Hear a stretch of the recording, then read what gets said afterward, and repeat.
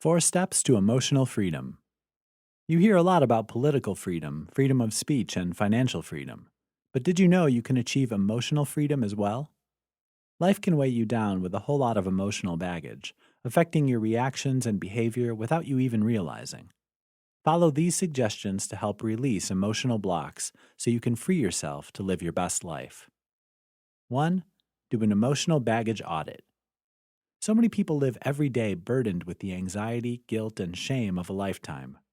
Going right back to childhood, you've been learning to avoid these bad feelings by modifying your actions. Take some time to identify what your personal triggers are. Do you avoid upsetting people? Are you a habitual agreeer? Are you risk-averse?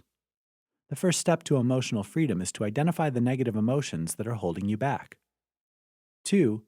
Challenge your negative emotions. Observe what triggers your negative emotions. Maybe it's being asked for an opinion, and you're not sure of the right answer, or being afraid to risk failure in work or in your relationship. Challenge your anxiety or your fear by consciously choosing not to be controlled by them. You can say it out loud if you want, or mentally repeat a saying or mantra that you find helpful.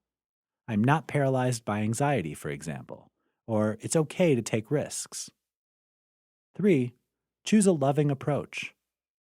Emotional freedom means living your life in a loving way. You can choose to stay in happiness by choosing to act at all times in a way that brings you joy. Choose to do things or be with the people that make you happy. If it feels good, do it. And remember, love is not always focused outwards. It's just as important to be loving towards yourself. Set yourself up to be as loving as you can. Look after the source, be kind, and acknowledge that pretty much most of the time you're doing your best. 4. Choose to be free. Like most people, you're probably dealing with your own life wounds. Maybe you're cynical about love. Perhaps you've been hurt and don't want to risk more pain. Look at where your emotional baggage has led you astray. Attend to your wounds and set yourself free to be your authentic self. Believe that you have the strength and capacity to step away from helplessness, to shuck off those emotional bonds, and to move into new freedom where your emotions are your own.